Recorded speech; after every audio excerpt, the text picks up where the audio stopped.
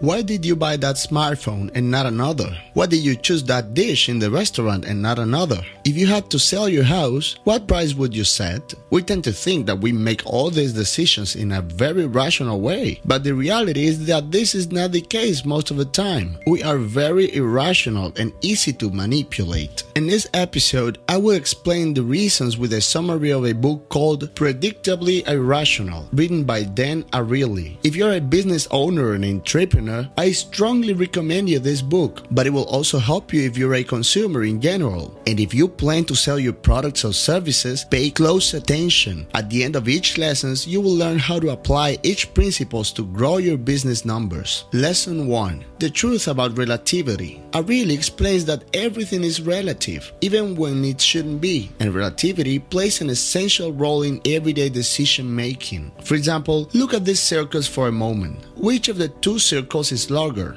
In reality, both circles are the same size, but when surrounded by larger circles, it appears smaller, and when surrounded by smaller circles, it appears larger. This is also used by marketing experts when suggesting prices for products and services. The author uses the subscriptions prices to the economies as an example. The promotion consisted of 3 subscription options: online subscription for $59, print subscription for $125, and online subscription plus print version for $125. Which of the 3 would you choose? The author mentioned that he presented these options to 100 of his students at the Massachusetts Institute of Technology. 16 students chose the first option, none chose the second, while 84 chose the third option. I'm sure that's the option you would have chosen too. The author tried another experiment. He presented the same offer but removed the second option that no one chose. What could change? After all, no one chose the second option. Well, in fact, this time the result was different. 68 students chose the first option and 32 chose the third option, the combined option. What caused this change? The author explains that the majority choosing the combined option in the first experiment was due to the presence of the second option. This option suggested that choosing the combined subscription was a great deal. However, in the second experiment, by removing the decoy, most chose the first. As you can see, our brains are programmed to seek comparisons, to make decisions. We do it in the laziest way possible. Another example, when Williams-Sonoma introduced bread machines, sales were low. When they added a deluxe version that was 50% more expensive, the first version started flying off the shelves. Why? Because it seemed much cheaper in comparison to the deluxe version. I'm sure you are saying, okay, these experiments and examples sound interesting, but how can I apply them to my life? Okay. Here are some examples from different areas of your life. 1. Comparing how successful you are. You always compare yourself to the people around you, such as classmates, colleagues, friends, etc. If you're surrounded by people barely making a living, you're less likely to try to improve your income because you'll compare your salary to theirs and feel good about yourself as long as you're the same level. That's why surrounding yourself with more successful people works really well. Has this happened to you? I'm sure it has. Leave a comment if so. 2. Pricing your products or services. Customers usually don't know the real value of the product or service they want to buy and instead rely on prices indicated by a store or suggested by a seller. We need an internal value gauge that tells us how much things are worth. For example, how would you value the computer or phone you're using right now? So, as an entrepreneur, the next time you set prices, try to provide some way for customers to easily make a meaningful comparison. Even if your product is something new in the market, you should provide some form of comparison. For example, you can buy this book for $5. It's just the cost of a coffee at Starbucks. Simply by not drinking a coffee, you can learn the basics of dividend investing. This may not be the perfect example, but you're still offering a way to compare. 3. Shopping. If you are buying expensive items, be cautious if they are also offering additional items. For example, after buying a $300 suit, items like a belt and tie priced at $10 will seem quite cheap, and you'll be less likely likely to negotiate their price. 4.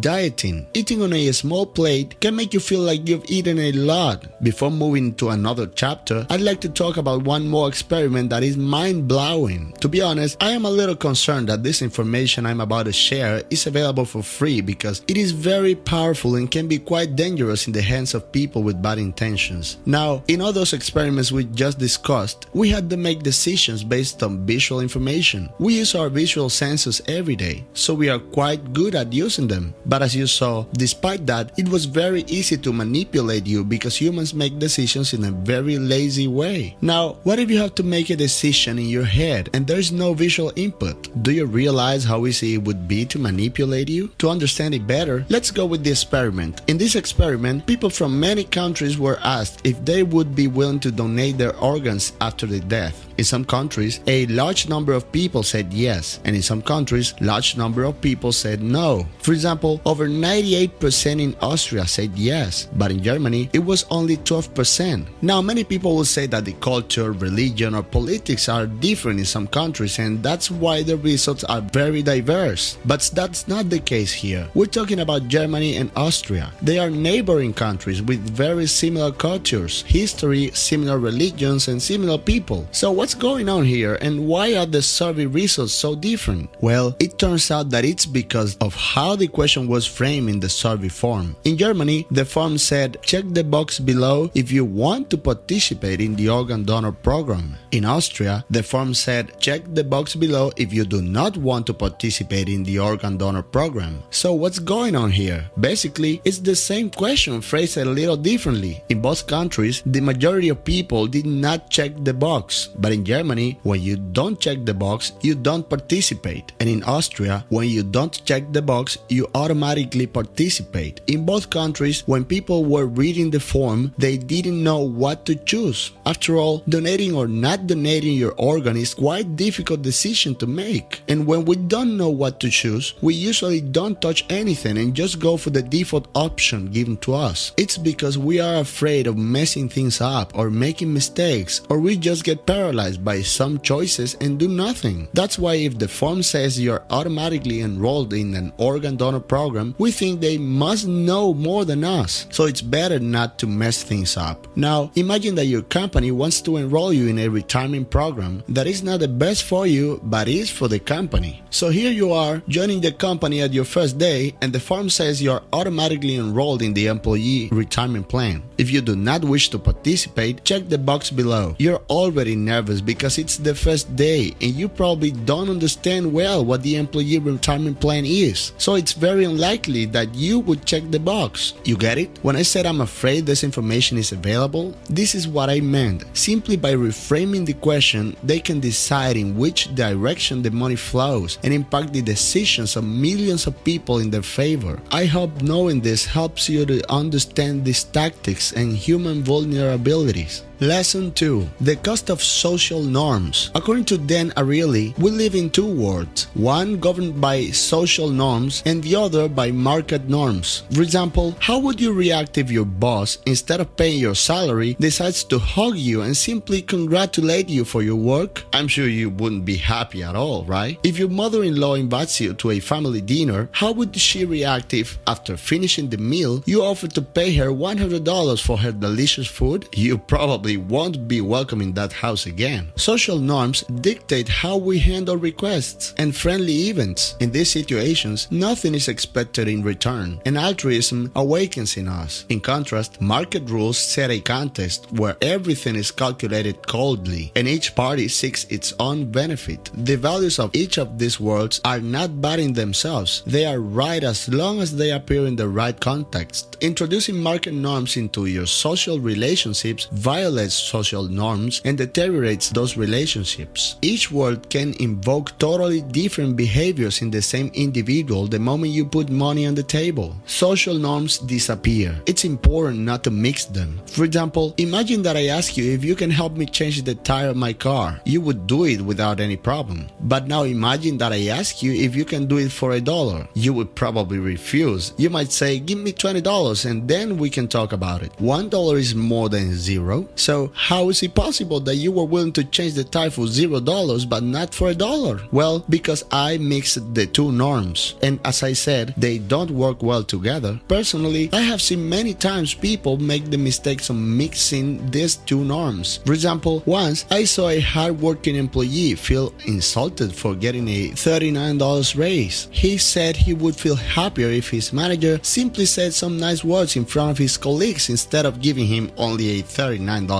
raise. Many managers make this mistake. Instead of showing genuine appreciation, they only give the equivalent of $1, as in the tire example. They think that since $1 is more than zero, then they are doing fine. So as a business owner or manager, if you decide to apply market norms, make sure that person receives adequate payment. If you cannot pay adequately, see if you can apply social norms until you have enough funds. Let me explain another way you can use this knowledge in your business. Let's say there are two banks. As you are the consumer, you have credit cards from both. The first bank is quite strict and only does business with you, but the second bank tries to position itself as your friend. In other words, the first company strictly applies only economic norms, but the second company tries to use social norms by acting as your friend. You have a great relationship with both, but one day you realize there's a charge on both credit cards. So you call both banks to dispute the charge, but both banks reject your request. Even though both say no to your request, you would probably be very upset with the second bank that acts as your friend. If you have to cancel one of the credit cards, you would probably cancel them. You will feel betrayed. You would feel that they should have helped you, but they didn't. You wouldn't expect the same from the first bank, as you wouldn't be surprised if they didn't cancel your fee. So the lesson here is that as a business owner, you should be careful if you decide to apply social norms. There are many benefits to applying social norms, but social norms are much more fragile than economic norms. You can spend years positioning yourself as a friend of your customer, but a small mistake can negatively impact your business quite a bit. Lesson 3. The fallacy of supply and demand. Why do some products cost more than others? Why is coffee at Starbucks several times more expensive than at any other popular cafe? Many of us probably attribute the high price to production costs, such as the use of fine ingredients or the classic rule of supply and demand. While these mentioned factors influence prices, the author explains that the final price you may pay at a given moment is much more complex and even irrational. To explain this, the author talks about something called arbitrary coherence. It refers to the fact that the first decision we make, though arbitrary, will be the basis for future related decisions. For example, if you usually pay $1 or even less for coffee every day, it's very difficult for you to start paying $5 for another cafe for the same coffee, because a $1 coffee is the price you have as an anchor for future decisions. For instance, if you want to buy a car, the first price you look at will act as a reference point when judging the cost of other vehicles.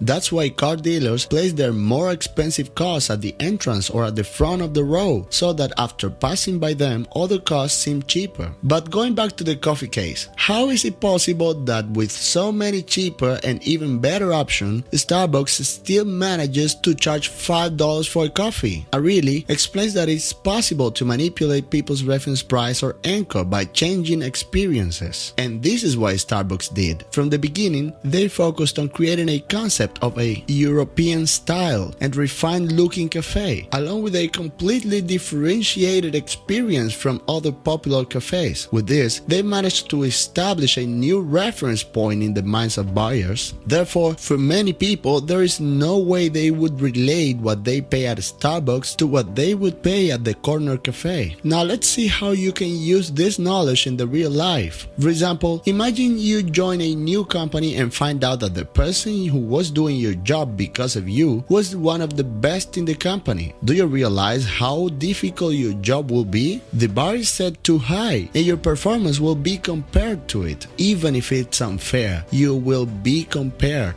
And if you think there's no way you can surpass his performance, one way to avoid the comparison is to do things differently from them. In other words, try to do things in another way so that comparing you to the previous person doesn't make much sense. Lesson 4. The context of our character. Although most of us think that honesty is important, the reality is that dishonesty is more common and prevalent than what we are willing to accept. Ariely conducted many experiments on cheating, and what he found was that almost everyone cheats. He did the same experiment in many countries, and the result was the same. People cheat regardless of their culture, religion, and geography. And it's not a few people who cheat a lot, but many cheat a little. Another interesting finding was that when the reward for cheating increases, the cheating itself does not increase. Economically, you would expect that the higher the reward, the higher the cheating. But it never worked that way. The truth is that the reason people cheat a little and not above a certain point is that they want to see themselves as a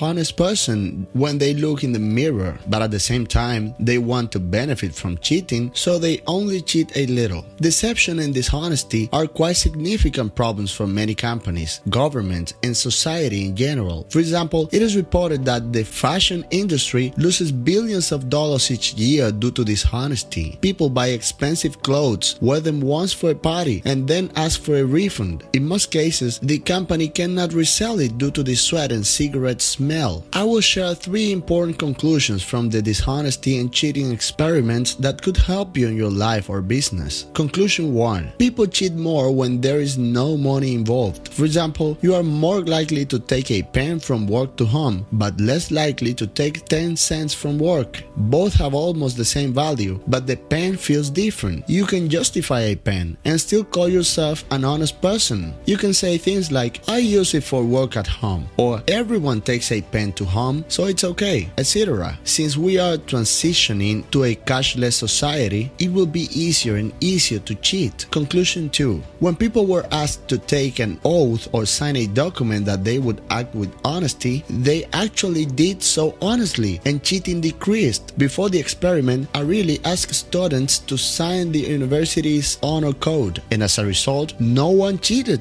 And here's the interesting part. The university didn't have any document called the honor code. Ariely had just invented it. So this is how you can apply this knowledge. If you want to reduce cheating, find some way to remind people about honesty before they start doing what you want them to do. Maybe you can add a few lines at the beginning of the contract or form and ask them to sign. Or you can just mention a few words about honesty if you meet them face to face. Depending on the situation, I think you can find some creative way to apply this knowledge. Conclusion 3. Ariely found that when a person in the group cheats, others cheat too. This has huge implications for society. Imagine what will happen if the leader of a team is dishonest. Imagine what will happen if the CEO cheats. And the most dangerous, think about how government officials and people will behave if the president is corrupt. Lesson 5. The cost of zero. In the complex world of prices, the cost of zero is a king. A seductive king capable of emotionally influencing almost everything it sees. The difference between 2 cents and 1 cent is 1 cent, but the difference between 1 cent and zero is enormous. The price zero has a special category in our minds. To prove it, the author conducted some experiments with chocolate. In the experiment, people had the opportunity to choose between the exquisite Lindt truffle, a prestigious chocolate brand, and ordinary chocolate. In the first case, the price of the Lindt truffle was 15 cents and the ordinary chocolate was 1 cent. In this case, customers acted with a good dose of rationality in relating the quality and price of both options. As a result, 73% of them bought the high-quality truffle, while 27% bought ordinary chocolate. In the second case, 1 cent was deducted from the price of both chocolates. chocolates. As a result, chocolates were free and truffles cost 14 cents. The result was as follows. 69% of customers got free chocolates while truffle sales dropped to 31%. The author explains that most transactions have advantages and disadvantages. Disadvantages represent barriers in the decision-making process during a transaction because we are afraid of losing. But if the word free appears, those barriers disappear because there are no disadvantages anymore. When we see something for free, disadvantages disappear and everything becomes a benefit. This is how you can use this knowledge in real life. Suppose you want to sell your product for $10. You have three options to market it. 1. You price it at $10 and offer free shipping. 2. You can make the product $5 and shipping $5. And 3. You can make the product free and charge $10 for shipping. In all three options, customers pay $10, but it turns out that if you choose the third option, free product, 10% shipping, you will make more sales as the free product sounds more appealing. Another example, let's say you're going to buy a Toyota car, which is the ideal car for you. But when you get the dealership, you see that they're selling BMWs for almost the same price, plus free oil changes for 3 years. You might be tempted to buy the BMW because of the free oil change. But if you look at it logically, you'll see that the oil change is not expensive, but the maintenance of a BMW is. You may think you're gaining something from the free oil change, but often free offers involve spending a lot of money in the long run. A final note on free. Once you give something for free, it's very difficult to go back and start selling it. As an entrepreneur, if you've been giving something away and now decide to sell it, you'll have a hard time. So think carefully before promoting something as free. Lesson 6. Keep the doors open. You probably know the expression burning the ships. It means we must pursue only one goal and say no to everything else. Ariely says that humans hate burning the ships. We hate limiting alternatives. We don't want to choose one thing and sacrifice others. The mere idea of having to give up something frustrates us. We always prefer to always have several options present, even if they distract us from the main goal. Ariely conducted an experiment to test this. He asked students to play a computer game called the door game. 3 doors appeared in the game: red, blue, and green. Each time they clicked on one of them, they could get a variable amount of money. The maximum amount of money was obtained by clicking as many times possible on one door. Every time you changed doors, you missed opportunities. Clicks that led to leaving one room and entering another did not count as income. Despite this, students kept changing doors continuously. The author decided to change rules of the game. If a door was not visited for 12 consecutive clicks, it would disappear. This time, students went crazy trying to keep all the doors open and did not try to get the maximum amount of money possible. Their income decreased by 15% compared to the first experiment. As this experiment suggests, we can be more successful if we focus on one option and forget about the others. To be honest with you, this is very difficult to do. I'm not the person who can do that. I'm the right person to advise you to focus on one thing. I have learned a very important lesson, and it's this: resist the temptation from the beginning to start more than one thing. Let me repeat it. Resist the temptation from the beginning to start more than one thing, because once you make some progress, it's 10 times harder to stop and focus on one thing. Lesson 7. The high price of ownership. Ariely explains that once we own something, we don't want to let it go. We start to value it more than others. He also explains why trial promotions and money back guarantees work so well. Once we have it, we don't want to lose it. Imagine you decide to sell your house. The first thing you will do is recall what you have experienced in it. Those memories will influence the price you set. The second thing about ownership is that we pay more attention to what we can lose to what we can gain. Therefore, before pricing your house full of good memories, we think more about what we will lose than what we can do with the money from the sale. This is loss aversion. Many people regret selling their houses for fear of losing what they value most. Let's see how you can use this knowledge in real life. For example, I've seen people who visit the house they want to buy. As soon as they enter the house, they start saying things like, "This is old. The kitchen furniture is broken. The color of the wall needs to change," etc. Basically, they point out every little detail that is wrong with the house. The reason they do this is that they prepare the owner for the low price they will offer at the end of the visit. In their mind, they are winning, but in reality, they have already lost, because the things they call old and broken are very valuable to the seller. Each one has a nice memory for him. It may be an old shelf that needs to be thrown away, but for the seller, it is a shelf he built with his father who just passed away a few months ago. So instead of pointing out the bad things, if you point out the good things and say some compliments about the house, the seller will be much more willing to sell it to you and even reduce the price because you respected and valued the things he is about to lose. Lesson 8. The problem of procrastination and self-control. One of the biggest obstacles people have to achieve their goals is procrastination and laziness. To check the existence of this human weakness and its possible solutions, the author conducted an experiment with the students by assigning tasks. The first group was given the opportunity to choose their own deadlines to complete the work during the semester, considering that each day of delay would lower the grade and submitting it earlier would not provide any advantage. The second group was allowed to submit the assignment until the last day of the semester. The third group was given strict deadlines. Finally, the results of the three classes were compared, showing that the most effective option was the third and the worst was the second. This shows that restricting freedom and setting strict deadlines improves laziness and procrastination. If you're postponing certain tasks or achieving certain goals, see how you can create strict deadlines or limitations for yourself. For example, I am a lazy person and procrastinate a lot. I used to plan the day, but at the end of the day, when I look back, I found out that I hadn't achieved much. That's why I started using the Pomodoro technique. In case you don't know it, Pomodoro is a time management technique. With this method, you work on a task for 25 minutes, then take a 5-minute break, and then work again for another 25 minutes. After completing 4 mini sessions, you take a longer break for 20 or 30 minutes and then repeat it again. The reason why this technique is so effective is that it provides small deadlines and forces you to finish the task before that deadline ends. Lesson 9.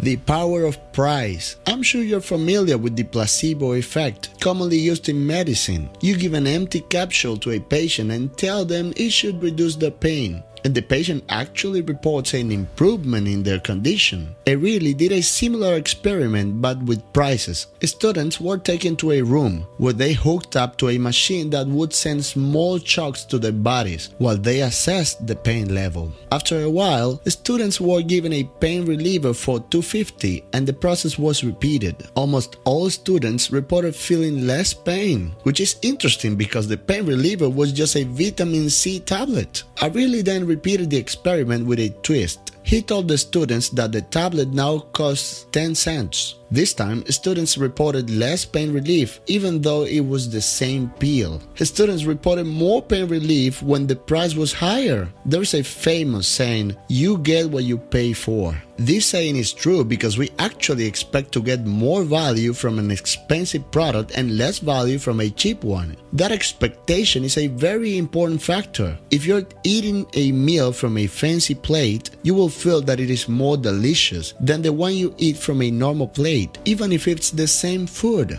Therefore, when you are shopping, you should always be aware of the effect that prices have on you. Whether you know it or not, it will affect your decision. Thanks for watching. If you liked the video, don't forget to like, subscribe, and stay tuned to our next episode as we will resume one of the most controversial books of personal growth, named The 48 Laws of Power. And remember, with reading and education, life is always so much better.